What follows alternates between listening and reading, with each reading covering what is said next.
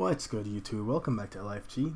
Today we're going to be doing another video here on Eternal Card Game. This one is going to be about the update that just went live. So we're going to go over the changes to some of these cards and maybe give my opinion on some of them. So the first four we have here are Into the Furnace. Deals 2 damage to a unit if you have a Grendon in your void. Into the Furnace deals double damage. The change here is that this is now a fast spell. It was not before. I mean, it definitely makes the card stronger. It seems fine. Toppler Tower. +2 for each Grendon in your void. I believe this used to be a 0/3. Let me take a look at that real quick. I barely played that card. Toppler.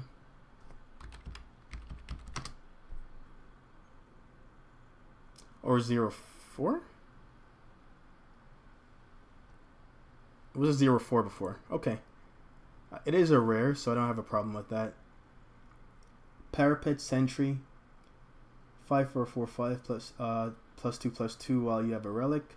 Summon deals 3 damage to the enemy player and 3 damage to an enemy unit with flying. Let's take a look at that. It used to give +1/+1, now it's +2/+2. Power and toughness is the same, cost and faction requirements the same. The damage is the same. Again, this is also a rare. I have no problem with that either. So Soulfire Drake, this is a big one. This is a big one. So Soulfire Drake used to cost 5.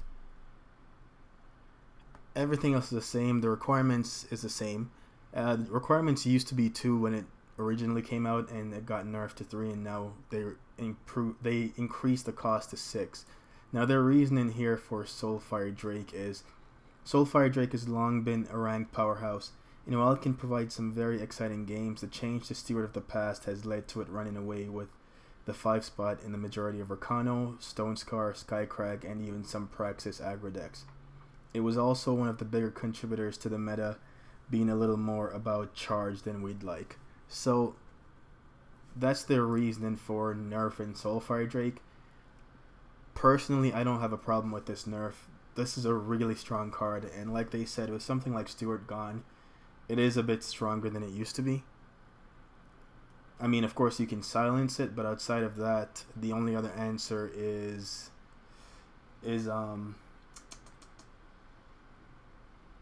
Maiden. That's the only other real answer to the card, because when it's in play, it's a 5/2 flyer with charge, which is really strong.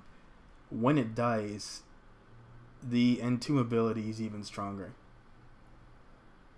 So right now, you can destroy copies of these cards, like Soulfire Drake, for full value.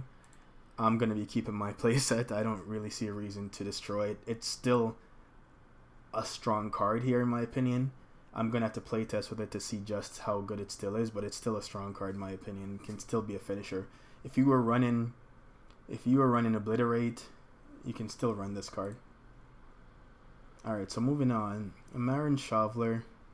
Pay 1 exhaust Marin Shoveler. Look at the top card of your deck. If it's a Sentinel or Relic, draw it. Otherwise, discard it.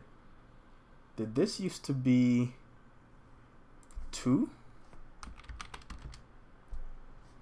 Yeah, okay, so this is a buff. This used to be 2 to activate, and now it's 1 to activate. Lunar Magus. This is a change I like personally. I play this card, as you've seen from my last video. So this used to be a 2/4, now it's a 3/4. I'm fine with that change.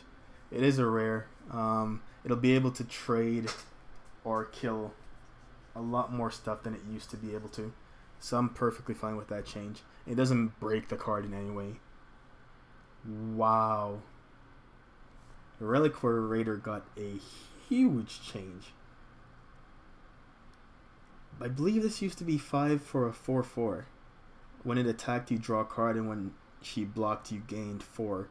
Now it's 3 for a 1/3. You still get to draw a card, and when she blocks, you gain 3. Now, while she lost 3 power and 1 toughness, and she gains 1 less life on block. I think this is a better card. because you can get this out a lot earlier, where when it attacks, it won't necessarily die immediately. And I mean, it's going to be chump blocking here a lot of the time if it's blocking, granted, but even as a 4/4, when it's blocking, it would be a chump block anyways. I like this change. Again, you can scrap this for full value, but I like this change. I might actually play this card more now. And Seasoned Spelunker, +2/+2 while you have a relic, pay 5 to play Power Stone. Why does I feel like it didn't change? It was +1/+1 before. Okay. So this card got buffed as well. Yeah, I don't look at this completely as a nerf. I don't look at that completely as a nerf.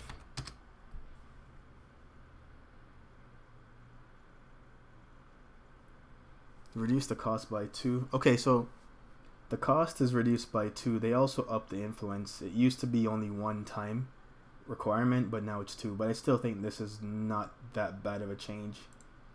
It might actually see some play now. Stirring Sand, this used to cost 4. This used to cost 5, now it costs 4. Seems fine. The reason why I'm saying it seems fine is there is a shadow card that costs 5 that you can return any unit, and this one is specific to Sentinels. Exhausted. I think they changed that as well. Stirring.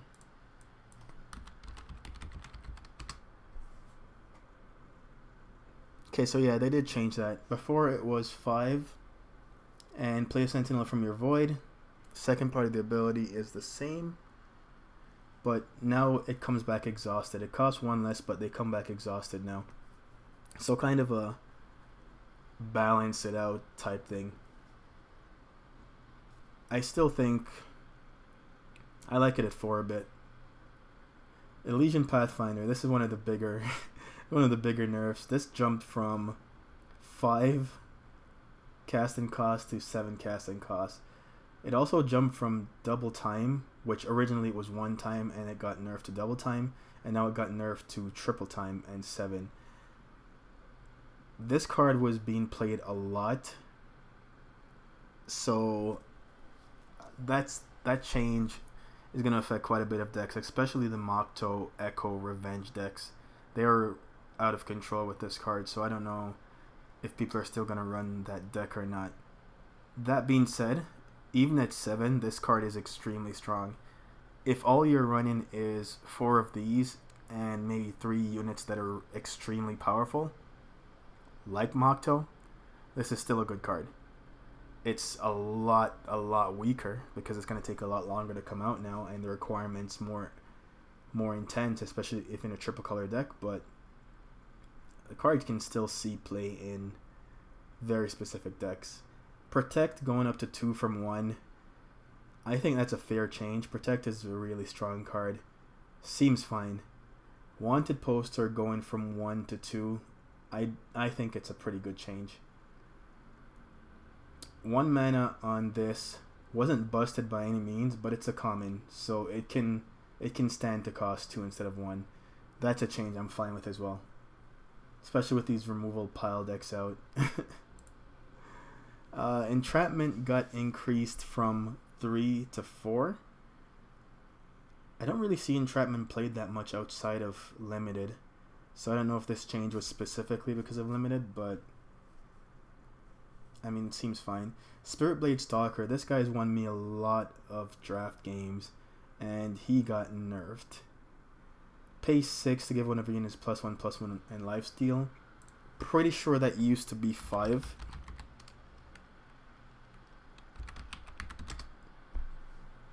Yeah, it used to be 5 and now it's 6, so he got nerfed.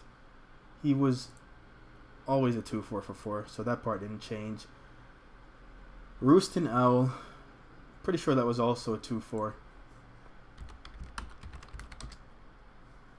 Yeah, so Roosting Owl got nerfed, which is interesting actually. It's so expensive already, but I haven't played Draft in a while, so I don't know if this card has been all over the place or anything. It's not the end of the world that changed, so I'm not going to argue about that too much. And last in Druid, last Light Druid. Let's take a look at that. Alright, so last Light Druid used to cost 3 for a 1/5. And now it costs 4 for a 1/4. The ability...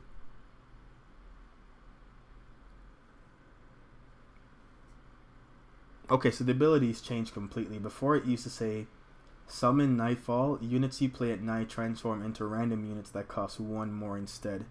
And now it's, when you end a turn at night, transform each other unit you played this turn into a random unit that costs 1 more. So, this card just got nerfed. The cost got nerfed, the defense got nerfed, and the ability got nerfed. So this card just got nerfed all around. Never played it before. It doesn't even look familiar to me. Thudrock Arctic Artisan. 4 for a 5/4.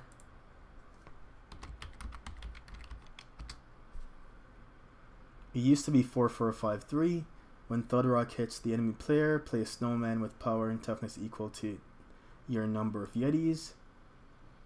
That part's the same, so it just got buffed. Used to be 3 toughness, now it's 4 toughness. Seems fine. Bellowing Thunderfoot, this got buffed as well. This used to be a 4/5, now it's a 5/5. Seems fine. An Elysian Trailblazer is the same as the other Trailblazer. Influence got increased and the cost got increased. And this is a card that mainly saw play in a combo deck. I've seen a few of you guys comment that you ran this in your Feln control decks or Feln mid-range decks. I have to assume with this change it's going to get cut because now it's on the high end of Feln. Feln tops out at 8 most times, so that sucks. Amethyst Monument got buffed. Now that it's a 4/4 instead of a 3/3, I might put a couple of these in my Feln deck. It didn't really make any sense to put in the Feln deck before because I don't want to run any units in Feln control that have less than 4 toughness. Nothing that can die to Torch or any of those other cards. So now that it's a 4/4, it's a lot more playable. At least for me. So I'm probably going to put at least 2 of these in my Feln deck and try it out. I'll put 2 in Feln mid-range and I'll test out 2 in Feln control as well. Probably do a video on that. I think there's enough changes in Feln. Try to do a video that includes Reliquary Raider. And I'll do one that with Feln that I can put this in. Okay, moving on. Cabal Slasher. This got buffed. It used to be 3 for 1/3, now it's 2, so that got buffed. Vara got nerfed, and it took a really long time for this to happen, but we all knew it was going to come sooner or later. So when you play another shadow unit, play an additional shadow unit from your void this turn. Now she used to say when you play Vara or another shadow unit, so she doesn't trigger her ability like she used to. And their reasoning for Vara is Vara has always caused a number of rule problems behind the scenes with the not quite summon aspect of her ability. Additionally, her ability to chain so effortlessly with other copies of herself can greatly restrict the range of reasonable endgame strategies. The recent change to Steward of the Past was the tipping point, and while Vara-based strategies could definitely be beaten, she's been cutting off the majority of non-fast aggro strategies. This change preserves her primary play pattern and high power ceiling, but now requires some more investment in risk with a lower floor. So that's their reason behind the Vara change. I can't really argue with the Vara change. You know, it seems fine. Definitely makes the unit a lot weaker, but the unit is still ridiculously powerful. Whatever decks I play Vara in, I'm still going to play Vara in. Let's put it that way. I'm not going to not play this card. It's still extremely strong. Stone Powder Alchemist, after coming off a buff, now has a nerf. Instead of a 2/2, it's now a 2/1. I'm fine with this change, and you guys know I love this card. I played in multiple decks. It's a really strong card. And for the things that you want to do with it, it being a 2/1 doesn't change much. It dies to more things now, but all the things you were going to do with it before, you can do pretty much all of them. Now, and it costs 3 now, so I'm fine with it being a 2/1. Iceberg War Chief. Your spells deal +2 damage, your other yeti's have +2. I believe this used to be a 5/4 and now it's a 5/3. It's only an uncommon, so I think it's a fine change, especially since it's a lord. It's a lord for your yeti and a lord for your spells.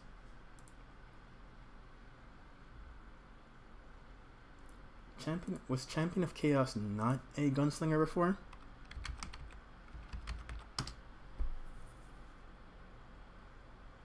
Huh. Okay. So Champion of Chaos is now a gunslinger. She was not a gunslinger before. For some reason I thought she was. Okay, Ayan the Abductor got a buff, because I believe she used to cost 9 for her ability. Yeah, she used to cost 9 and now she costs 8 for her ability. So she just got a buff. I think that's fine. Ooh, I didn't even know this change was coming. Mask of Torrent got reduced to 4 instead of 5. I love that. That's a card I play right now, so I'm fine with that.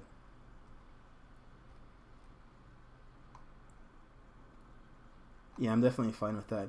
Let me go over the reason behind some of the other changes here quickly, because I did not go over all the written changes. So let's start with Protect. Why they changed it to 2 instead of 1. So let's go back to Protect. So the reason in here is Protect is a classic, versatile and brutal in its efficiency. Unfortunately, costing only a single power and being able to do everything makes it difficult to then design other variations of this effect. In recent months, the tempo swings from Protect have been a major contributor to everything from fast Rakano decks winning on turn 5 through removal, to enabling cards like Mogto, Tavrod, and Statutory Maiden. Powerful cards that can dominate the field of battle are an important part of the game. But when it's too easy to protect them, i.e. not enough risk, the significance of many in-game decisions is reduced. And for Wanted Poster, going from same thing 1 to 2, the change to Dawnwalker reduced its effectiveness as a countermeasure against all removal decks, removal pile. While the format was able to adjust, there was a little too much incentive to avoid playing units or to win as fast as possible. The best gameplay from Wanted Poster comes from taking the risk of putting one on a unit, then trying to kill it on your next turn to earn your reward. At one cost, it was just getting played in the same turn as the removal spell a significant amount of the time. Of course, on turn 4, you can Wanted Poster into Slay, right? Or turn 3, you can Wanted Poster into Annihilate. Getting card draw above rate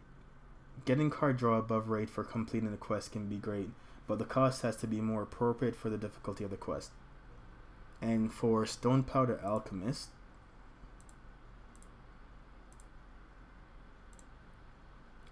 we knew reducing Stone Powder Alchemist cost to 3 was a substantial buff, but it did come in a little higher than we'd have liked. We wanted to preserve as much of its strength at countering aggressive fire strategies as we could, while introducing a few more weaknesses into the card when facing mid-range or control strategies. And I want to quickly go over the Pathfinders, the reason behind their nerf, which should be pretty obvious, but so this goes for both Pathfinders, as they're the same in this discussion. Giving echo to cards that aren't supposed to have it can be fun, but it can also lead to incredibly repetitive game states, i.e. Mogto, Pearson, Grief, Second Sight, Excavate, We're Looking at You. While it has proven challenging to balance, one of the biggest problems has been the lack of sufficient counterplay. We believe there is potential here. However, we've decided to pull way back on the power level until a sufficient quantity and quality of counterplay can arise.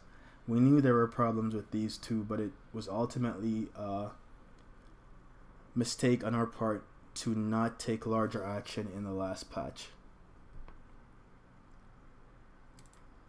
And yeah, I don't need to go over any of the other cards in more detail. They're pretty self-explanatory. But let me know what you guys think and which of these cards you currently play that you're not going to be playing going forward, and which of these cards you don't play that you might test out going forward. And as usual, don't forget to comment, like, and if you're not subscribed, you should be.